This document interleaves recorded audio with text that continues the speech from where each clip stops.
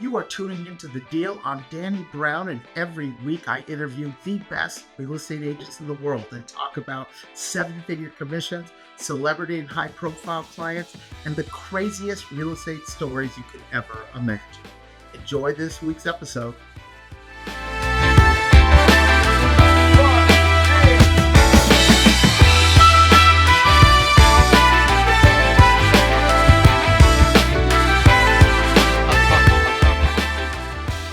Good to see you. Good morning. How are you?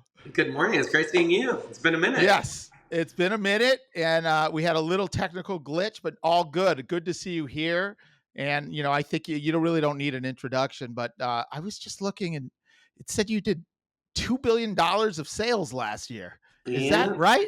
It is. And by the way, we always have technical glitches. So welcome to our world. If it's a Zoom, yes. It's never immediately easy for us. I know. We have all the tools and toys, and there's still glitches. But let me get back. I was just doing the calculus, man. $2 billion. That's like $40 to $50 million in commission if I'm doing the calculus right. That's bananas. I mean, we never really we never really do the mathematics on commissions because I always feel like it's bad luck. Don't do the math. Don't count it. I literally, every time I calculate my money before I get my money, I never get any money. So I get it. So I learned a long time ago, you get what you're going to get. We close what we close and we figure it out after the fact. Yeah, well, I'm the same way, but I had to say that. I mean, 40, 50 million, that's a good career, let alone that's a pretty good year, Aaron. Not bad. Was that the biggest year of record last year? Yeah, I think that was one of our. You've done okay. Recently, we've been hitting our stride anywhere between 1.8 and 2, 1.6 and 2. So it's not a bad operation. You're selling some legit properties, I think, Aaron. I think you might have sort of arrived. I mean, I don't think I've arrived, but thank you for that. I'm going to bring up something. The reason why I say that is I knew you back when, and I was just mentioning this to you before we recorded. Back in the day, I don't remember if it was 15 or 20 years ago. I don't mean to age either of us, but I had a listing in Brentwood. Right.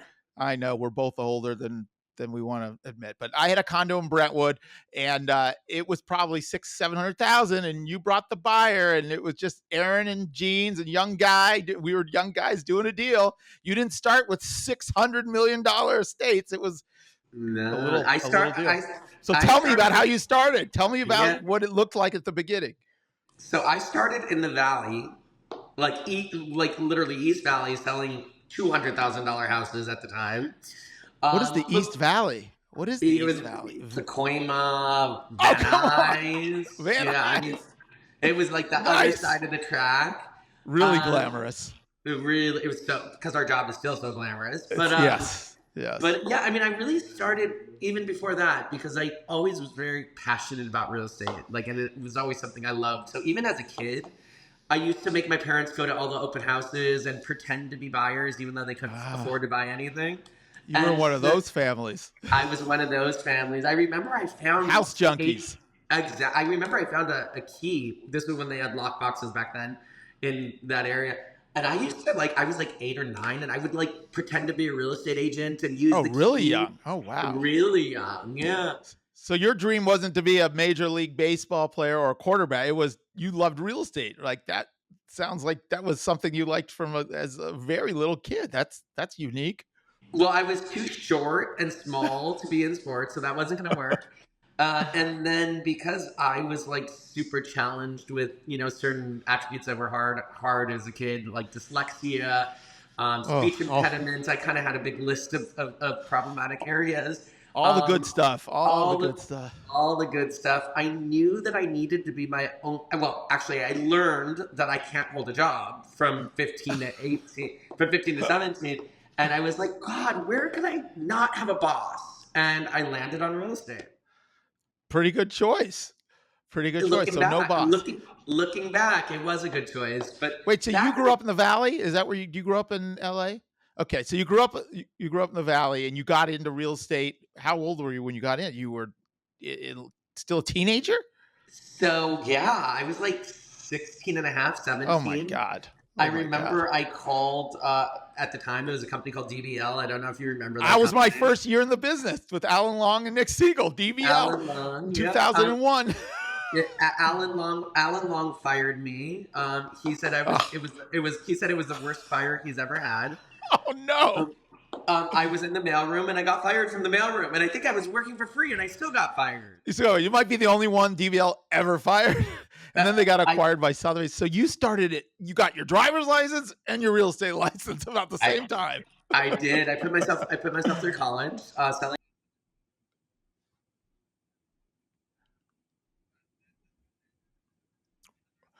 Where I lost you for a second. You went Blake. So you started selling right away and started paid for college. Yeah, That's very I put impressive. myself through college. I was I it's to be honest, it's you can't look back. I almost wish I had had a college experience because I was selling real estate in college and that was what I was doing. Yeah. But who knows if I wasn't doing that, what life would have looked like. Yeah, it all worked out pretty well for you, Aaron. I wouldn't I wouldn't complain. So you put yourself through college. You were a young guy. It's really hard to do a business like this when you're young. I mean, I remember feeling it when I was in my even mid to late 20s, let alone teens. So talk to me about some of the challenges your first 5 to 10 years in the business. And here you are, a young guy. No one really knew who you were. And what were some of the things you ran into then that were just really difficult? It's probably the same thing we run in today. Ageism is a thing. People really don't think the youth has the experience. In fairness, I really did have the experience.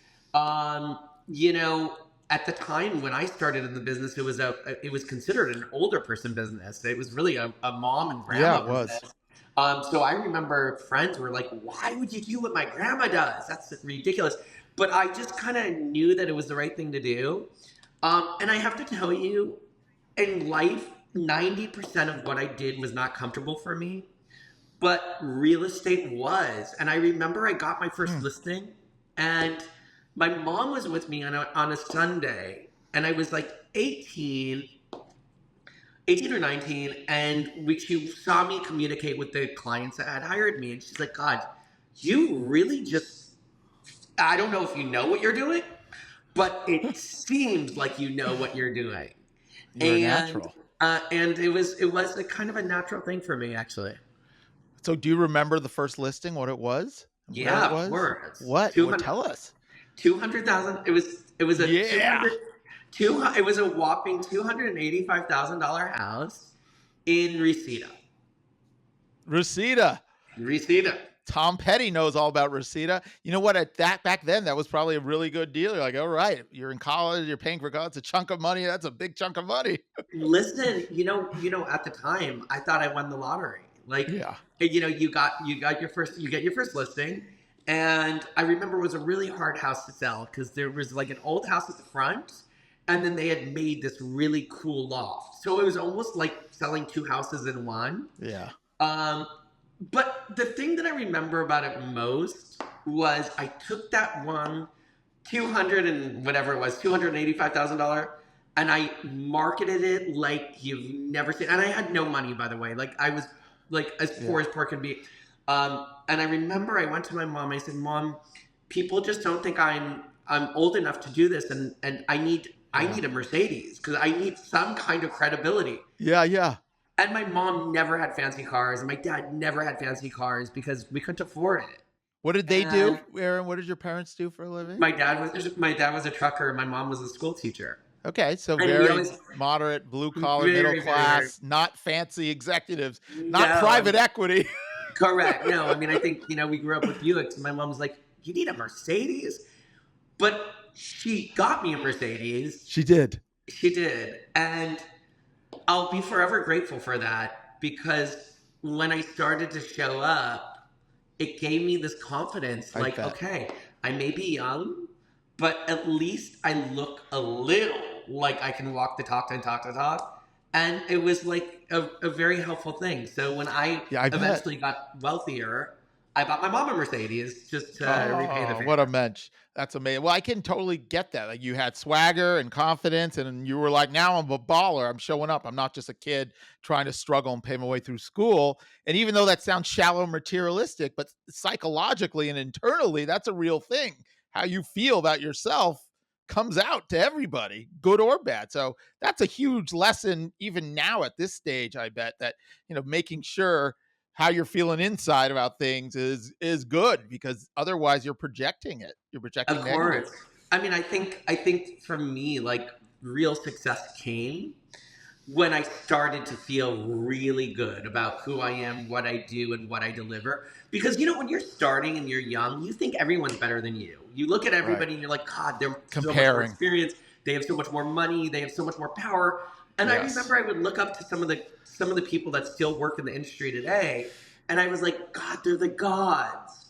And Yeah. it wasn't, and I was like, I wonder if they're dealing with the bullshit that I'm dealing with. And it wasn't until I started co-listing with them that I was like, whoever you are and whatever you're doing, we're basically dealing with the same shit. Same, Different same stuff. level, Yeah. different problematic things, but at the end of the day, it's the same stuff. Yeah, and I bet that you would say even today it might be magnified, different personalities, but you're still fundamentally it's the same issues, and it's the same tough conversations, and the same feelings when you're feeling like you're not being treated well or you're in a tough situation. I mean, it's the same. But when you're comparing and you're that age and you don't know you have no context, you're like comparing and thinking, I'm less than everybody and everyone's got more. And then you want to bury yourself in the sand. And I know I battled that for years in the beginning, the same thing, being younger and thinking like, oh, I have these little properties, and everyone else is driving Range Rovers and selling big houses. And I remember feeling that. And I still feel that in different times of even now. I look at I look at 2 billion a year. I'm like, what am I doing? Oh, you're What doing am I doing? great. Oh, You're thanks, doing Aaron. great. You should be Thanks. super proud of yourself. Let's pat myself on the back. Thank you. Thank you. By Thank you. the way, the thing about success is everybody has a different version of what they want. And some people look at the numbers that I sell and they're like, I want that. And I always tell people, be careful what you wish for, because Yeah. with everything that you get, you're giving something else up to. And 100%. so we have people in our brokerage that have, everyone has a different thing. Some people are like, I want to make money, but I want to spend time with my family. And that's beautiful too. So I think it just depends on what people want in Absolutely. life and where we're going. Yeah. And success isn't just defined by how much you make. I mean, not at all. It's, really, are you happy waking up every day, looking in the mirror and doing what you want to do? And then there's, yeah, like you said, all types. Some people want free time. Some people want maximize their the dollar. So now from the $280,000 deal you did, talk to me. What is the biggest sale you've had in your career now? Well, I sold the one last year That's right. for I think $140 million. 150, 140. Yeah. Correct. And What a I story actually, that was, but well, yeah, that was an interesting roller coaster we had. I got yes. fired. We got fired from that house like 4 times before we actually sold it. Just so you know. Oh my So God. that When was it was 500 million at that point. we got. I mean, we got fired from like 3 different people before we actually were. What a were primed. bizarre. Yeah, That's, before we were primed to sell it, and I'll never forget. Like this was like Niall Miami, and yeah. he kind of fired us, and then there was like a trustee that came in. Yes. He fired us, and I remember when there was another trustee, and because I co-listed the property with Williams and Williams, I said, guys, let's not go in with any history. Let's just start fresh. And we went in, of course, like history came down, and I remember thinking, "Oh my God, we're not going to get this." So we got it and sold it. You got it. You sold it. That was a great sale. So, was that the biggest sale? I mean, you've had a handful of monstrous sales, if not more. I know you've done some pretty big historic sales. Yeah, I've done even bigger sale. I'm not really allowed to talk about it, but let's not get in trouble. It was pretty much, and it wasn't in this country, but it was. Yeah, I've read stuff. Yeah, allegedly, you might have sold like a French chateau or something. Allegedly, that you're not. Probably I can't talk about it, but yes. But yeah, and that was it's always what I realized at a very young age was you never know who you're gonna meet and where you're gonna meet them. And I've met like $50 million sellers from selling $500,000 houses, and it's just such a wide, like the world is so big and so wide that it just shows you the importance of caring for everyone the same, because you never know if somebody is buying a $500,000 house and that's a son of a multi-millionaire or even billionaire. I mean, that is such sage wisdom, because we're so quick to say, I don't want to take that list. I don't want to work with that client. And you're proof right here. You've had some small or regular deals that have turned into massive deals by taking it on and giving them great service and bringing your best self Oh, and I'll not. tell you, I still take $500,000 listings today. Like I always tell people I'm not rich enough to give up business. I just in my head I can't understand. I don't understand the mentality, and I'm and again, you just never know where you're gonna land with anyone later, and so. We are pretty slutty when it comes to getting business. We'll take what we can get. You'll take it. You'll list with anybody. Let's go. We really will. And also, it's a good opportunity because I have so many partners, some younger in the business. And so it's always a good Yes. opportunity to partner with them and get them on the map because, we all need to get on the map somehow. Yeah. And I want to get into that. But before I jump ahead to your business and your business structure, the commission on the one, that must have been like a $2.5 million commission. Am I doing the calculus right? It was 150 million. This is a really weird thing about me. Oh, you didn't count it. I forgot. You didn't count Well, it. not You only just do I not count it, some people think it's problematic. It's like when something closes, I move. Like I'm like, okay, that's done. I gotta go to my next thing. Done. It's done. And I throw the money in the bank and I just wonder how I'm gonna get. I think it's the poor boy mentality that I grew up with. I need my next deal. So you're hungry. You're hungry for the next one, no matter how much you've sold and how much it's correct. The past is the past. You're starting fresh. I need to get a deal, and you're hungry, chasing it and hustling. And then I'm like, God, how can I get another $150 million deal? Well, that's why you're successful. You just keep chasing it. I don't know if it's a sickness or but it's just part of my mentality. A little both. Do you ever take time off? Do you ever give yourself decompress and travel or do something that's just you and not all business? Have you been able to? Yeah, I take time off all the time. Good. That's hard to do when you're super busy. I learned this. If I'm not happy, I'm not good. Like, sure. I'm just not like because when I'm in a great mood, the world is like comes to me. I make so much money. Listings fall on my lap. Commissions that I didn't even know I had fall on my lap, and life goes good. When I get into a rut, it all comes to a screeching halt. Yeah. Deals come to a halt. Bad inspections come, and the world kind of falls apart. So what I've always tried to do is monitor my mood, and because it's so challenging, and because there's so many calls every day, and hundreds of emails and hundreds of calls, I could tell after every 3 months is about my threshold of, okay, I better take a week off because I'm not gonna fill my gas tank if I don't. And what I always do, and like I've gotten in this pattern, if I take time off, let's say I'm going to Paris, I will take a lot of time for vacation and fun, but I will set up meetings in Paris for real estate. I will look at properties, I will meet clients, and I will make sure that on that trip, I make money somehow. Yeah. I love it. And that's really a smart approach.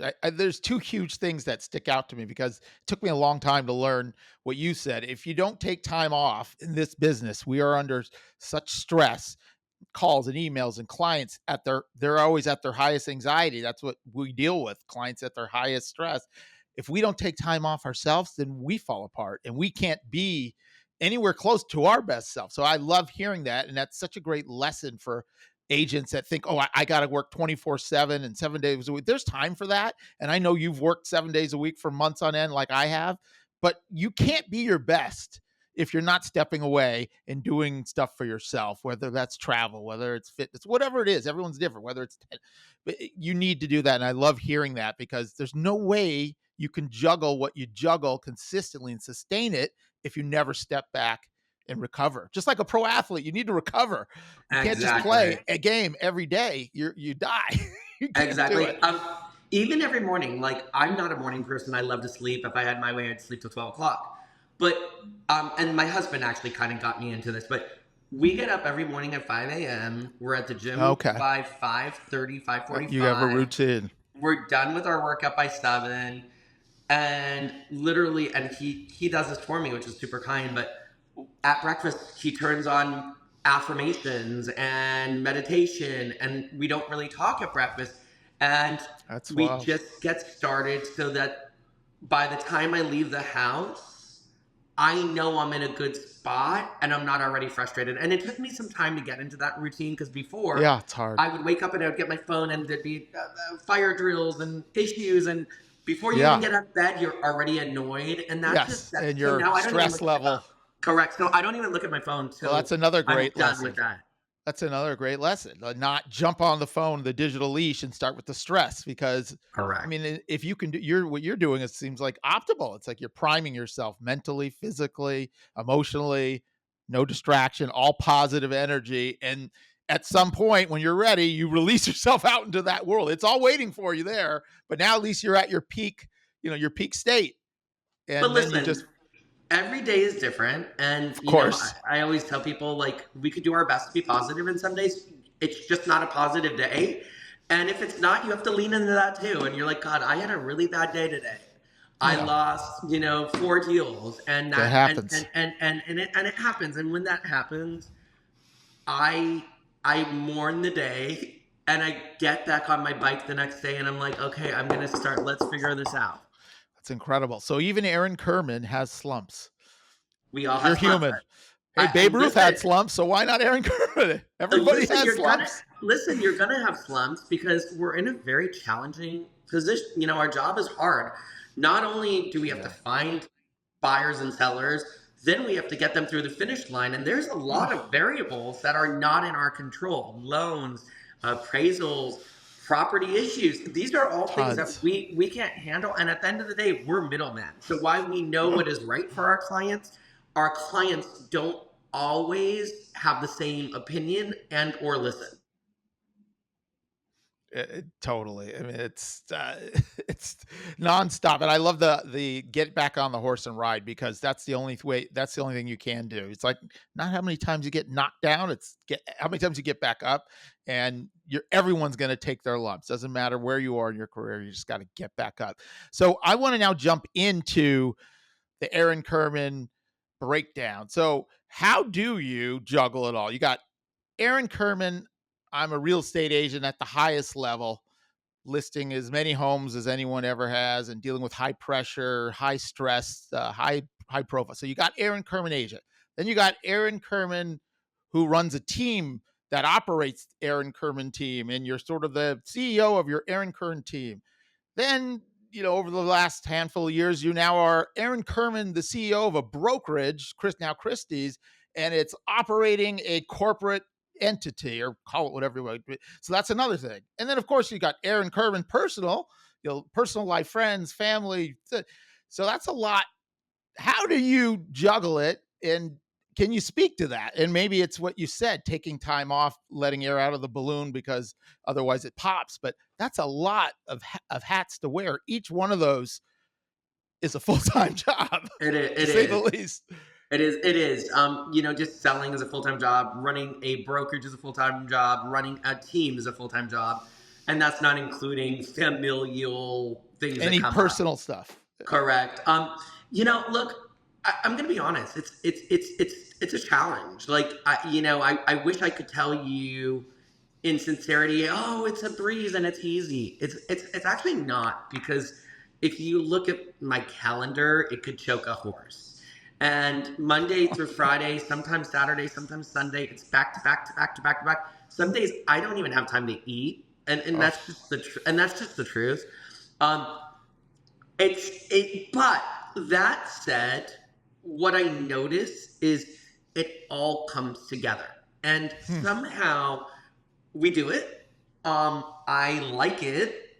I like to be busy, and I'm huge on growth. Like, I'm never happy. I want to grow. I want my brokerage to grow. I want my agents to grow. I love growth. And so, running what has proven to be a really successful brokerage has helped so many of my agents become successful, so many agents in the brokerage become successful, which in turn just kind of gives back to the world. And then, my business has grown exponentially because also a lot of times those people, need help, or I need help. And it just all goes together in a way that is, the synergies help to create growth and amazing for not only myself, but for my partners.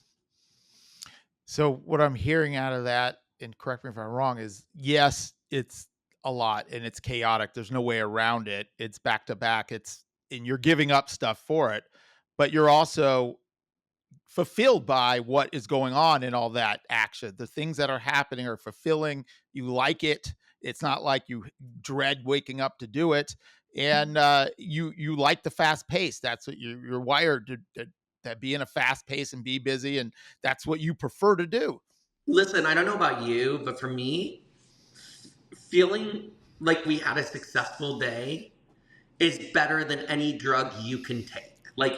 Like Okay. there's nothing that makes you feel better than knowing you had a great day, you did your best, the universe conspired in a great way to help you get there, and you walk away and you're like, I after a day of back-to-back meetings from 7:30 to 9, if it was a good day and everything kind of worked, I'm not tired when I go home because I'm like, I get amped. I'm like, God, I want to do that again tomorrow. Now, you never know if tomorrow is going to be that same day. But Right. in general, I don't know about you, but I like knowing that I did good things, not just for myself, but for other people as well. You've accomplished a lot. You feel fulfilled. I've got a lot accomplished today and I feel good about it. And that's why it even re-energizes you rather than being exhausted and fatigued by all the work and output. You actually feel energized and like, okay, I'm ready. Those are the Exactly. good days. I don't want to say, what does it feel like on one of those horrible days? Because I know it can't be good and nothing is perfect. There's bad days too. Listen, I want to crawl in a hole on a bad day Yeah. myself. Yeah. And that's always kind of my message. Like, external factors are going to have, we need to do our best to make sure that external factors don't affect us, but they are going to affect us. It's Right. just part of human nature. And so on those days, if you had a really bad day, I remember I had a really bad day on Monday, and I told my husband, I was like, I just want to go to bed today and just start Escape. again tomorrow. And I went to bed. I went to bed. I think it was 7 p.m., which is early for me. I was done. I Yeah, I couldn't get do it. any more. And that's okay too. Like, I think everybody needs to be okay with that. Yes. Give yourself some space and give yourself some empathy to have a bad day and want to get in bed and say, I need to shut out the world. I'm beat up. I need a break. I need to, I agree. And sometimes, I beat myself up when I feel that way. I got to be better at like, you know what? This is a bad moment. It'll pass. This shall pass, right? It's This the shall next day, pass. get back on the horse and get after it again. And I always ask myself, it's a weird question to ask myself, but I go, if I die tomorrow, am I going, like, if you can retrospect your life, which I don't know if you can or can't, am I really going to be thinking about this in 60 years? Am I really going to think about that one deal that didn't make in That's great. 60 years? Or am I going to be thinking about other things? And I always land That's on, great. I it's love that. just a moment. That is a great way to get yourself balanced. I love asking that kind of a question. Thank you for that. That is an amazing way to go. Okay, wait. Let's really put things in perspective. Correct. Let's Even take a deep even if breath, you cool lose down. even if somebody loses $1 million when you're Oh, don't dead, remind me. I feel like I when did you're 2 weeks. dead, is that $1 million going to be relevant? Well, probably not. No, but 2 weeks ago when I got kicked in the teeth, I felt those moments when you lose those, like, oh, but you're right. When you're older and your life's over, it's going to be irrelevant. That's not what matters. Exactly. So let's get into some fun stuff. And I know we all sign NDAs and confidentiality. So there's certain things you probably can't say, but can you share some of the celebrity high profile people that you're allowed to share that you've worked with? And I know you've done a ton. Yeah, Clearly. it's funny. People always ask me this question, and I literally forget the answer like 90% of the time because I I'm moved sure. on. Right. And You don't so think for about me, it. and also, like, for me, if I can make money off somebody and I can help somebody, I'm good. I don't care who they are. I always tell people I do not discriminate. famous, not famous, rich, poor, it literally doesn't matter. If we can be of service and have a mutually beneficial relationship, it's great. That said, I've represented the likes of Ariana Grande, Rihanna, Justin Bieber, The Biebs. all the big names. I mean, we've done so many people. Like, I mean, the list is and we're really grateful for that. But we've done some amazing people. Great. Tell me some crazy stuff that you've dealt with in real estate that you can share. And you mentioned Nile. I don't know what you can share there, but you've probably seen some wacky stuff go down, in real estate deals and showings, just in general. Is there something that comes to mind, or that you can mention publicly? Listen, what we do, we're dealing with the public, right? And at the end of the day, we're dealing with the good, the bad, and the ugly. The things that we see and have experienced sometimes can bring you out of body. You're like, did that actually happen? And did that person actually say that? And is this person actually thinking that? And are they going to make that bad decision, right? I remember I brought somebody $125 million deal. And he told me to fuck off. He's like, I'm fuck off. Go fuck yourself. He said, he literally said to me, go fuck yourself. And I'm like, are you kidding me right now? Yeah. And this is the interesting part of human nature, and I spot it a mile away. Sometimes when people are in a loss mode, they count every dollar, but they're not seeing the future. And so I remember thinking to myself, this guy that owns a somewhere between $60 million home and 125, because that's what I had for him, is going to lose his house. And I've dealt with like 3 people that, funny enough, all told me to fuck off. Like, they all said fuck off. Same attitude. Yeah. Same attitude. And it's strange, but those 3 people lost their houses. Ooh. And these were mega mansions that were really, really, really expensive. But ultimately, after years of probably telling every other real estate agent to fuck off, they eventually lost their home. And you see human nature, and you just know after working with somebody if they're good, if they're good, if they're bad, or if they just need help, right? And sometimes deal flows can have amazing, funny situations where you're like, wow, that was hilarious, And sometimes it can also be very rewarding because you're like, God, I really helped this person get out of a situation. Yeah. And there's other situations when it could also be very sad. Yeah, it's tragic. And tragic because not only is it sad for me, because I didn't sell that $125 million house and make whatever the commission would have been, but they lost their house based on bad decisions. And because we've dealt with so much, I could almost call I know this sounds strange, I could almost call the outcome before it happens because I just, I'm not good at a lot of things, like reading, writing, politics, not for me. But when it comes to real estate, I think because I had challenges as a kid, I'm so honed in on my skills that I know how to read people and kind of predict outcome. And I'm totally makes sense. Well, it totally makes sense because you hear it all the time that people that have learning disabilities that don't allow them to fly in a school environment, which is an antiquated way of learning based on some old fat guys in Cambridge or Oxford, right? That say this is how kids have to learn. So it's like there's so many people or kids that go through school thinking, oh, I'm dumb, I'm not successful, because you can't learn that way. Yet they are brilliant and smart, and clearly you wouldn't be successful. But then you have to over-index in these other skills that you don't take tests in school for people smarts, for intelligence, what is psychological intelligence, emotional intelligence, empathy, heart, connecting, all the things that we know are important in life beyond just, did you get an A in economics or an A in biology? So clearly for you, what I'm hearing, you were one of those kids. You didn't have the read the book, Cambridge, antiquated style of learning, but you were off the charts with the human and the emotional intelligence and all that. And more Which is importantly, I tell people for every $1 billion of real estate I sold of other people's properties, I probably lost $2 billion because yes. the So reality is you're never gonna learn. Like we don't. If you're like always lucky and you're always getting and you're always making, you're never really gonna get those hard lessons of what to do bigger and better. And so I look back at a lot of the failures that I had and I go, that got me really good. Like, and sometimes there are mega lessons like close your mouth and don't talk about a deal because you're going to lose a deal if you do. And that's been a lesson I had to learn the hard way. Lost a lot of deals when I had a bigger mouth, right?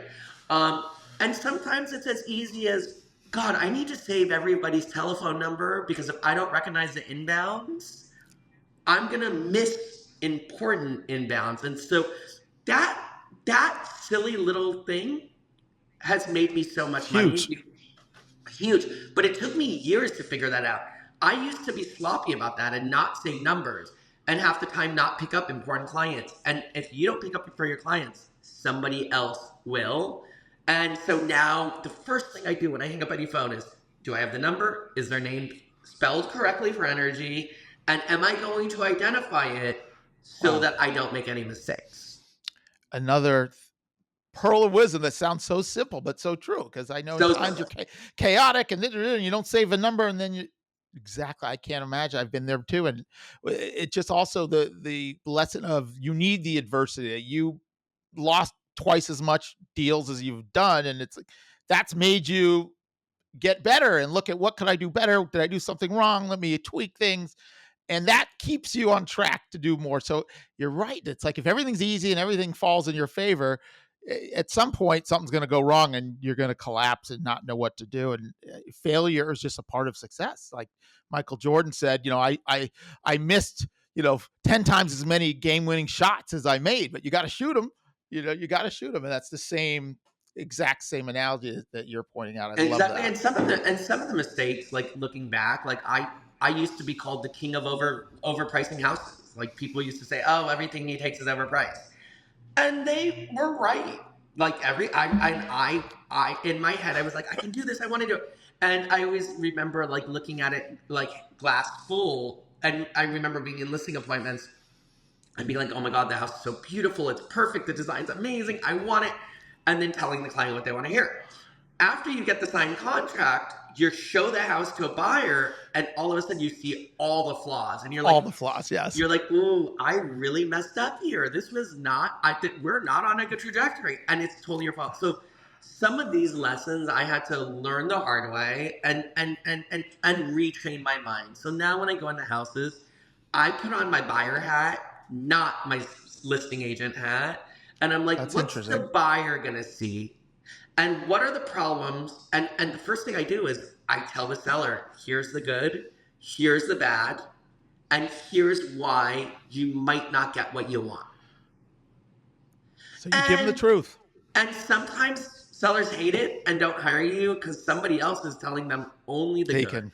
Yeah. And sometimes sellers are really appreciative, and we like those people because those are the ones we make money off of.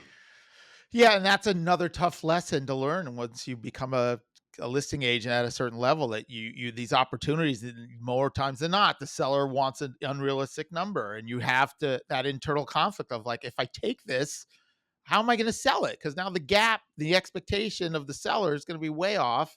But if I don't take it, then maybe they get lucky, or maybe someone talks them down on price. So, I mean, we all go through that, and it sounds like you still deal with that. And does that just then that makes me think that, if a seller's way off at this point, you may just have to walk away and say, hey, look, I would love to have this listing at the right price, but it does me no good and my team no good taking if it's completely aspirational. But the challenge we have in our business, and this is always a challenge, is we don't know. We know. You never know. Correct. We know that we're high in price, let's just say. I didn't take a listing it was about 3 months ago. I thought it was grossly overpriced. I was certain I was going to be a second or third listing agent. And today, the partner that sent me on the deal sent me it's pending. And Wow. and literally the message was, God, we were really off on this. And I was like, can't win them all. We were really off on it. Yeah. And Yeah. it just happened. So I always say we need to make our decisions. I try not to make decisions based on luck, but luck happens. And Yeah. so, you kind of have to evaluate how many All listings that. you have. Is the seller nice? Do you think if it's not going well, they're going to reduce? Or are you better off being the second and third agent and making money after somebody Yes. else did the lift? Exactly. There's so many calculations that go into those decisions. It's not just yes or no. And sometimes you're wrong. But you know what? I bet for every time you're wrong, there's 99 times you were right, because I go through that too. And you got to go with the data, yet you still have to do all those calculations. Well, is it on the street? I really want that listing. It's in my price point or street, or the seller is I believe in it, or maybe as simple as maybe we get lucky and I'm going to do it this time. Usually you don't. In markets like this, you get less lucky than you did, in the market we had a couple of years ago. But God, there's so many little nuances that it's so hard to explain this to people that aren't in the trenches for, 10, 20, 30 years doing this, because there are so many little nuances and details and variables, and it is calculus on every level. Well, now I kind of call it the PPP. I call it the three Ps. So when I'm deciding whether I want to take a property, I ask myself, is it priced right? What's going on with the property, and what's going on with the people that own it? And if Three Ps. Three Ps. And if I have two of the three, I'll usually green light it. But if I only have one of the three Ps, I usually sit back and see what happens. I'm putting a sticky on my computer right now. Three Ps. Perfect. I love it. It really works. Hey, that's a good way. I mean, God, we're in those decision-making moments all the time with this. And you're like, oh, it's a great listing, but this seller's really difficult. They're going to drain you. Yes. People, property, price. If you don't have two of them, three Ps. Well, all right, I love it. So tell me some other fun stuff. Where, if you could go anywhere and travel vacation-wise, what are some places you want to go next? I'm such a traveler, but I always travel around business, or I try anyway. Yeah. I think lately we've been kind of stuck on events, so we've been having a lot of weddings. I mean, I know I have a wedding in Colombia, I have a wedding in the Bahamas, but a lot of wedding travel. We're wedding travel, but I love Europe. We love Europe. We love Asia. I love Hong Kong, Japan. I tend to be a city person. We love to explore cities. So any big mega city, I thrive on. Even cities like Sao Paulo, I love, and Rio de Janeiro always has a very special place in my heart, because I just love the beach lifestyle, and the Brazilian soul is so great. So you really travel. That's great. Oh, you yeah. really see the world. And I probably fly. I almost think I fly 600,000 miles a year. Like we're traveling a lot. I mean, even like we went to Europe. Do you work for Delta? You a pilot? By the way, I literally feel like I do, but a lot of times it's business too. I mean, I have a lot of international clients, and I've focused a lot of my deal making on money that's not always based here. And so like right now, if you look at the buyers looking at about $20 million, a lot of them are from Asian, China, Taiwan. And so, I always do my best to make the right relationships so that we could get them before they come here. Got it. So you're going to the source so that you get them and they're on your roster of clients before they show up and meet whoever else. Well, I got frustrated. Oh, my lights just went off. I got frustrated because, I would be showing a lot of these luxury listings to agents that are in Monrovia, Century 21. Yeah. And I'm like, how are they getting this $60 million buyer? Because they've only sold $1 million house. Right. They have no idea what neighborhood they're even in. They don't know they're in Brentwood or Bel Air. Exactly, and they don't know it at all. Do you want me to turn on the light, by the way, or did you? No, we're all Um, good. so I've made it a point to get to know a lot of the family offices and stuff in those places, and That's those great. relationships, especially in Asia, take nurturing and time. Like Yeah. they want to go, hang out. Yeah. So you put in the time. It's relationship building. That's what we do. And by the way, when you asked me the variation between starting and, how did I get started? Well, yeah, I started selling $285,000 houses, Yeah. but along the way through relationships, I met this person that was related to the royal family from Saudi Arabia. You sell a Whoa, house that's a to big one of one. those people. Yeah, you sell one of those people. Now you get their aunts and uncles and cousins and brothers. Then it went to Qatar.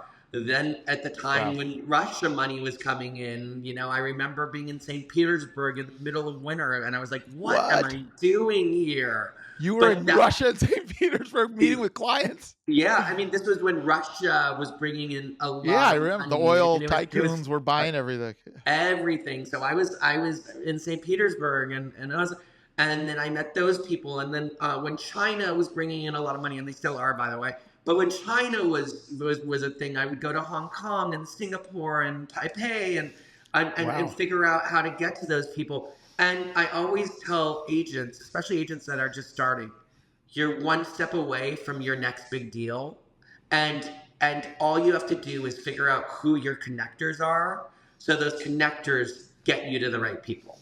Got it. So you built relationships with influencer connectors, and then see who they can connect you with, and it's just parlay, and putting in the time, nurturing each step along the way, and doing the work. I mean, it's not easy to jump on a plane and go to St. Petersburg or Taipei. I mean, let's face it, that's not like most people aren't going to do that. But you did it. You walked the walk and talked the talk.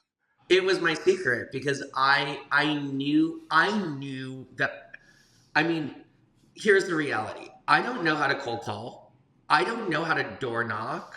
That's just Yeah. not It's not you. in my nature. Yeah. So I always said, how can I get it done easier?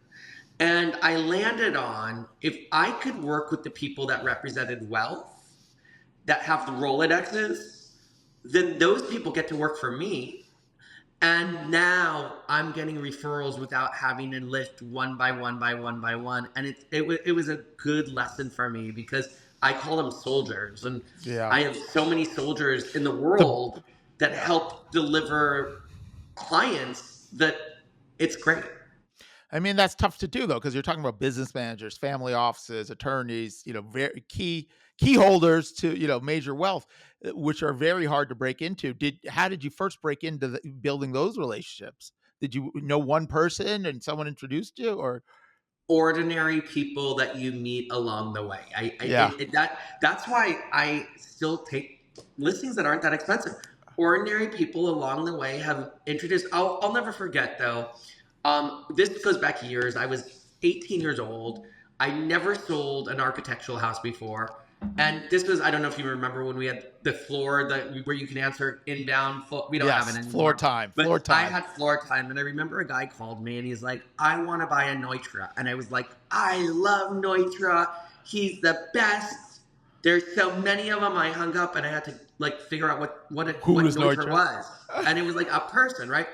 And they don't have Neutras in Reseda, do they?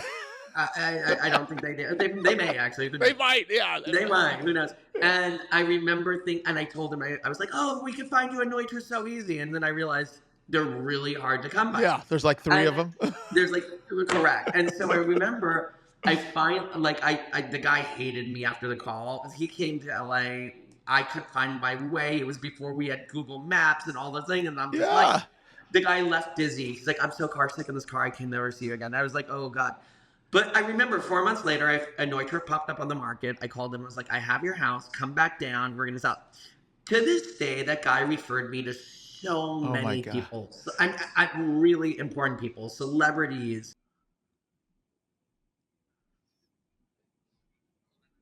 There you go. You're back.